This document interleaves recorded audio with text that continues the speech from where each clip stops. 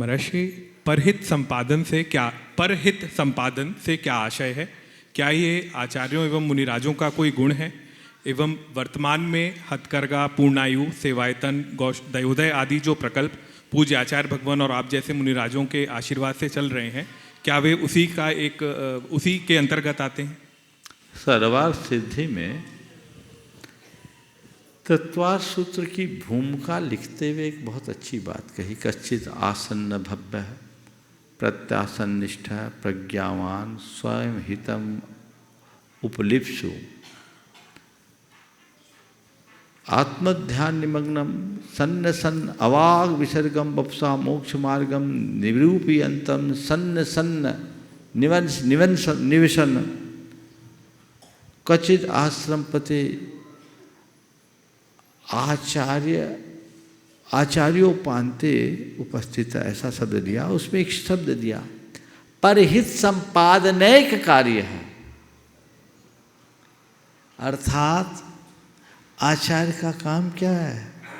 परहित का संपादन ही एक कार्य है। क्योंकि आचार्य यदि परहित नहीं करेंगे तो परंपरा कैसे बढ़ेगी? आचार्य का एक विशेषण है, आचार्य जिनसा, बोलो बोलो जोर से, एक बार और जोर से बोलो, बस। आचार्य का विशेषण है जो जिन शासन की उन्नति करे, और जिन शासन की उन्नति केवल बातों से होगी क्या? जिसके माध्यम से जिन शासन की उन्नति करे, जिसमें स्वपर का हित हो, वो उसे प्रमुखता से करते हैं। तो हमारे आचार्य महाराज दिव्य दृष्टा है। वे एक आध्यात्मिक संत होने के साथ साथ लोक चेता भी है।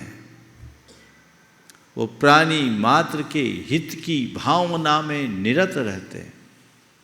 उनका हृदय बहुत संवेदनशील है। मैं एक उदाहरण बताता हूँ। सन 2019 के दिसंबर में जब नेमावर से बिहार हुआ, हम लोग सतवास में थे। जबलपुर के कुछ लोग आए। उस समय जबलपुर के इलाके में एक ऐसा कीड़ा हुआ जो जमीन से 2.5-3 इंच अंदर रहता, दिन में छिपा रहे, रात में निकलकर पूरी फसल खा जाए। तो उससे लोगों को नुकसान हो रहा था। कीटनाशकों का भी प्रयोग लोग बहुत अंधाधुंध कर रहे थे और कीटनाशकों का भी असर नहीं पड़ रहा था। हम लोग आचार्य भक्ति के बाद गुरुदेव के पास थोड़ी देर बैठते थे, वही समय हम लोगों को मिलता था। गए तो देखा आचार्य महाराज बहुत गंभीर। थोड़ी देर हम लोग भी चुपचाप बैठे रहे। फिर धीरे से हमने पूछा कि लगता आज हम लोगों से कोई गलती हो गई, तो क्या बात है? तो एक ही समय हम लोगों को आपका मिलता है, और थोड़े दिन के लिए कब हमारी छुट्टी हो जाए पता नहीं, पर आज आप एकदम चुपचाप है। तब जो साथ के लोग बोले थे कि जब से महाराज को बताया तब से महाराज एकदम गंभीर हो गए। और आचार्य महाराज ने कहा, उनके मुख से जो शब्द निकला कि अभी तो 18,500 वर्ष बाकी है, अभी से ऐसा प्रकोप होगा तो इस धरती का क्या होगा।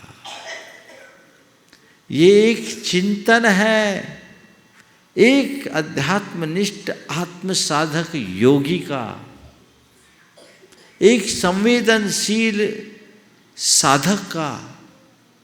हम लोग में ज़्यादातर लोग ऐसे समाचार सुनते हैं, एक कान से सुनकर दूसरे कान से निकाल देते हैं, या ज़्यादा हो तो बहुत सारी बातों की समीक्षा और मीमांसा कर डालते हैं, उसमें अपने कौशल को प्रकट करने की कोशिश करते हैं।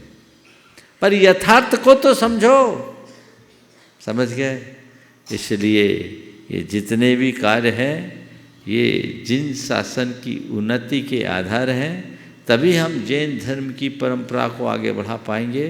केवल उपदेशों से तत्व का प्रसार नहीं होता, तत्व का प्रसार तभी होगा जब हम लोगों के जीवन को बदलेंगे। अभी मेरे पास डोंगरगढ़ की बहनें आई, वहाँ की प्रतिभा स्थली में, वहाँ के हथकरघा में जो लोग जुड़े और वहाँ के स्थानीय आदिवासी लड़कियों को स्थान दिया गया और उन लोगों के जीवन में ऐसा बदलाव आ रहा है मानो वो सब जैन होने जा रही है। यही तो जिन शासन का है। उनका पूरा घर विशुद्धतया शाकाहारी शुद्ध सात्विक हो गया। आज वे नमोकार बोल रहे हैं और उनमें ऐसी अच्छी संभावना और भावना है कि पढ़ लिख कर कल आगे बढ़ें और जैन शासन की ध्वज पताका लेकर आगे चले। ये सब कैसे होगा? केवल बातें करने से नहीं होता, यथार्थ में उतारने पर होता है। बहुत सुंदर।